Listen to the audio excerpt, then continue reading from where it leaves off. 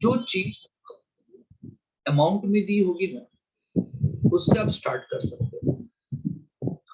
Sales आपको 12 लाख रुपए दिया हुआ है, यही एक है जहां से आप स्टार्ट कर सकते हैं क्वेश्चन। सेल्स से क्या क्या मिल सकता है? जहां जहां पे भी टर्नओवर लिखा होगा वो हर एक चीज मिल सकती है। पहली बात, सेल्स से आपको डेटर मिल सकते हैं, सेल्स से आपको फिक्स एसेट मिल सकता है, सेल्स से आपको टोटल एसेट मिल सकती है। सर अभी क्या करेंगे? अभी इसको लेंगे, अभी इसको लेंगे स्टॉक टर्नओवर। चलिए लिखो। First, stock turnover ratio is equal to, formula क्या है?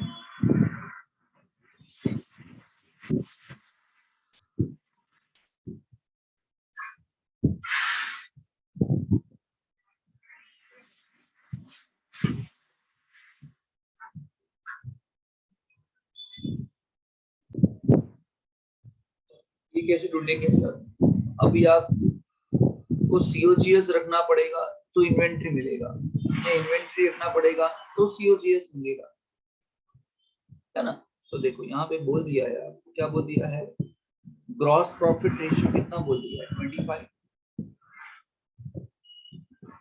है ना? इसका मतलब क्या हुआ? इसका मतलब ये हुआ कि अगर आपका सेल्स 100 रुपए का है, ग्रॉस प्रॉफिट 25 रुपए का, तो उसमें ग्रॉस प्रॉफिट 25% यानी 25 रुपए, तो आपका कॉस्ट ऑफ गुड सोल्ड कितना हुआ? 80 हुआ ना?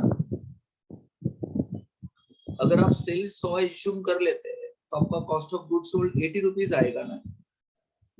75 आएगा। सॉरी 75 आएगा ना भाई? ओके सर, करना क्या है इसके अंदर? करना सिंपल है कि जब सेल्स आपने 100 माना तो कॉस्ट ऑफ गुड सोल्ड कितना आया? 75। सेल्स एक्चुअली 12 लाख रुपए का है, तो वहां पे कॉस्ट ऑफ गुड सोल्ड कितना आएगा? बताओ कितना आएगा? 9 लाख। 9 लाख। तो ये आ गया आपका cost of good sold 9 lakh, ऊपर लिख देने का और आपको मिल जाएगा एवरेज इन्वेंट्री।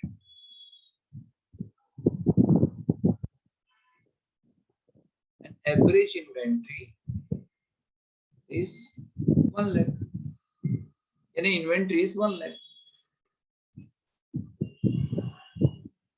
तो आपके पास ये जो स्टॉक था, स्टॉक यानी इन्वेंट्री, यहाँ पे आप लिख सकते हैं कि आपको एक फिगर मिल गई 1 लाख की।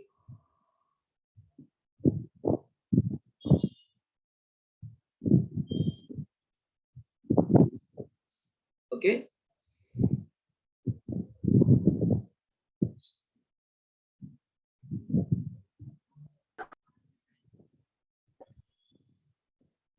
ओके ना?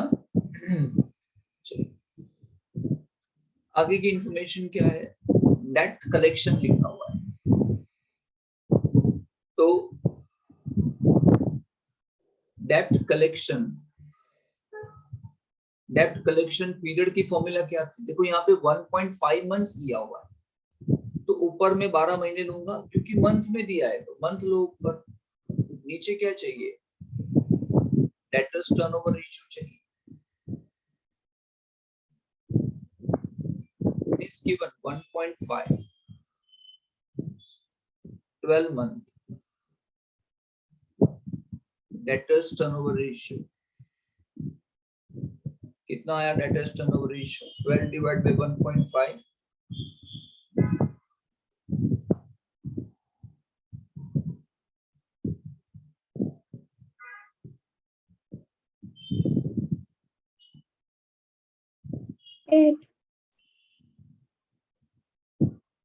answer is 8. Debtors turnover ratio, answer is 8. Okay sir. Now debtors turnover ratio कैसे ढूंढते थे आप? ऊपर आता है क्रेडिट सेल, नीचे आता है average debtors, it is 8। Credit sales अलग से मुझे कुछ नहीं बताया क्रेडिट सेल के बारे में, तो जो भी मेरे पास सेल होगा उसको मैं क्रेडिट मानने वाला हूं। तो एवरेज डेटर या एवरेज ट्रेड रिसीवेबल्स मिल जाएगा मुझे। कितना आया? 1,50,000।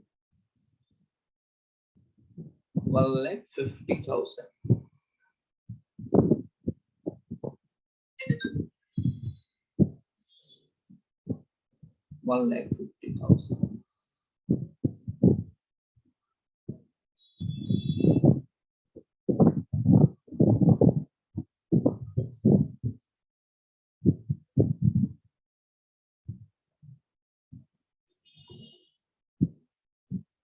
बोलिए। लिख दिया मैंने 1,50,000, जहां लिखना था वहां।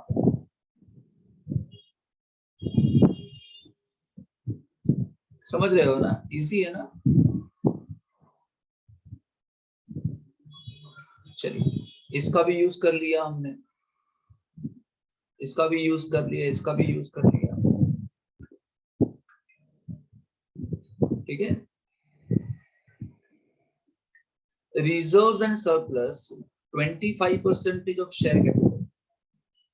Okay. Fixed asset 1.2 times. Okay.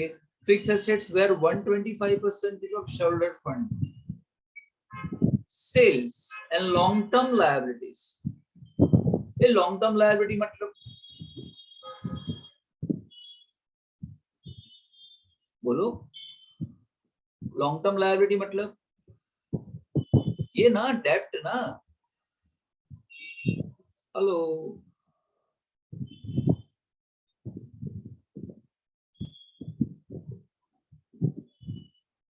समझ रहे हो कि नहीं?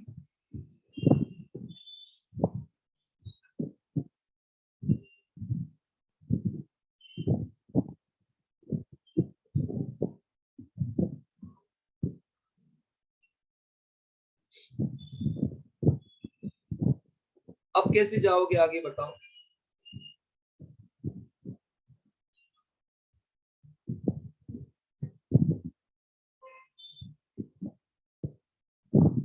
अब आगे प्रोसीड कैसे करोगे, बताओ।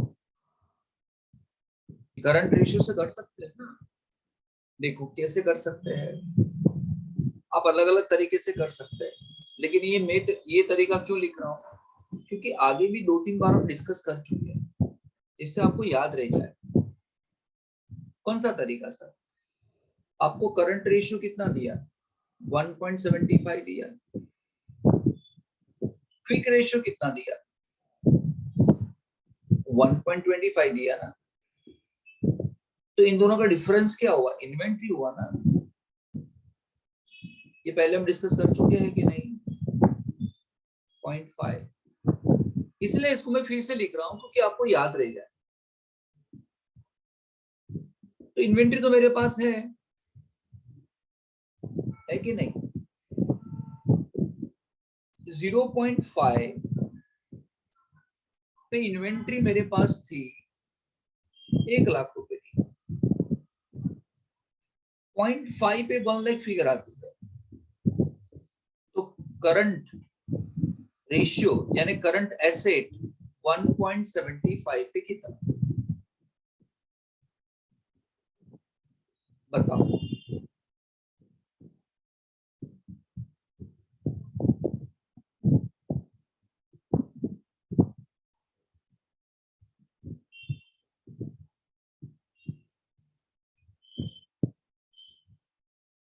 $3,50,000। क्या? 3,50,000। 3,50,000 क्या आया बताओ? करंट एसेट्स आपका आया, यस और नो। अब करंट एसेट में आता क्या है, देखो यहाँ देखो, ये रहा करंट एसेट्स में स्टॉक था, डेटर्स था, अदर्स था। अब 3,50,000 करंट एसेट्स, उसमें से स्टॉक आ गया, डेटर्स आ गया, स्टॉक आ गया, डेटर्स आ गया, तो अदर मिल जाएगा ना आपको।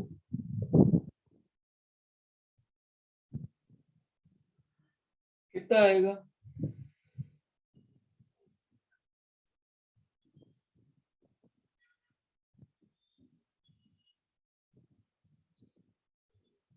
बोलो।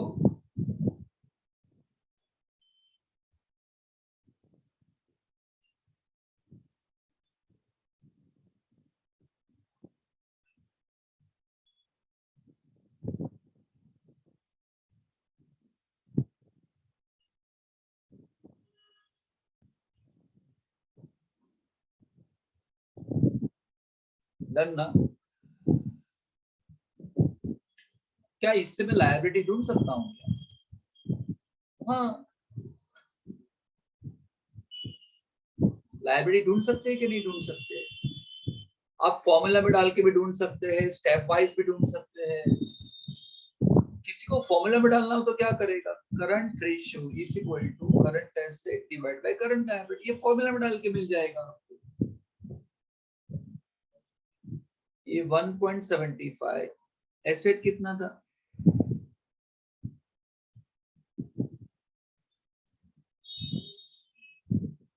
कितना आया करंट लायबिलिटी,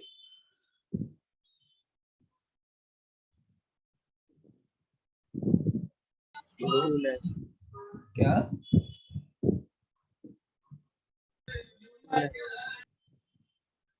कितना,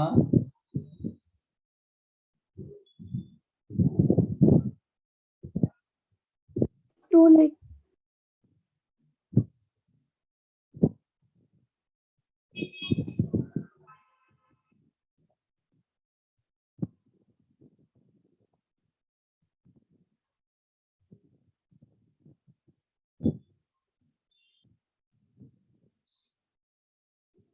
अभी बचा क्या, अभी बचा क्या, equity share capital, reserve surplus and fixed assets. तो अभी चलते हैं इस पे। Fixed asset turnover ratio is equal to, ऊपर क्या आना चाहिए, नीचे क्या आना चाहिए,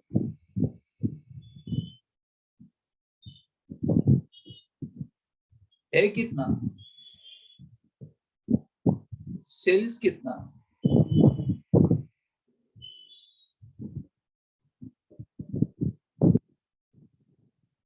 आएगा कितना,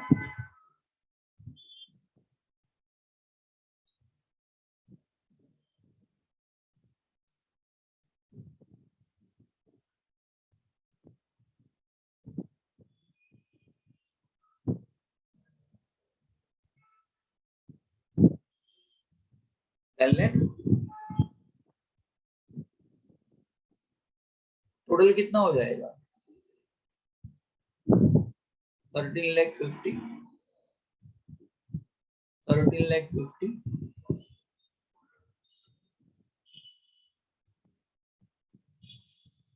अब यहाँ पे जो डिफरेंस आने वाला है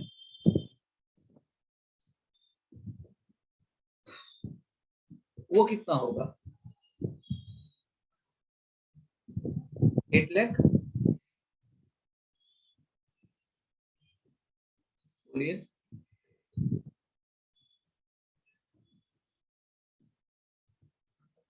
दोनों मिला के डिफरेंस 8 लाख का आ रहा है ना।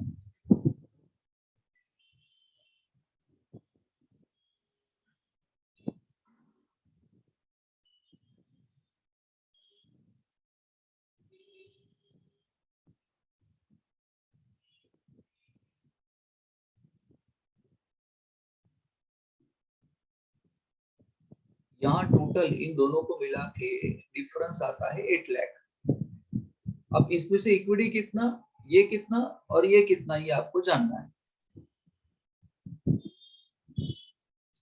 ये लिखा है, देखो ना क्या आ गया, reserves and surplus 25% share capital के। इसका मतलब क्या हुआ, आपके reserves and surplus 25% share capital के है, यानी आपका शेयर कैपिटल 100 रुपए हुआ तो रिजर्व्स एंड सरप्लस कितना होगा, इसके 25% यानी 25, तो टोटल कितना होगा 125। हेलो, समझ रहे हो ना कैसे लिखा। तो अभी क्या बोलेंगे कि टोटल अगर 125 था, तो जिसमें आपको जो ढूंढना हो 25, तो टोटल हमारे पास है कितना 8 लाख पे कितना,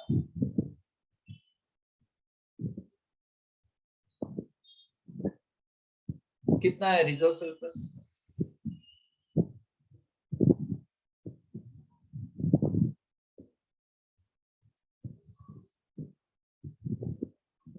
हम्म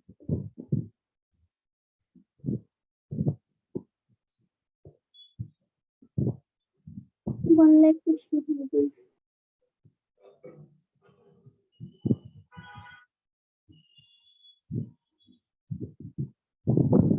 1,60,000.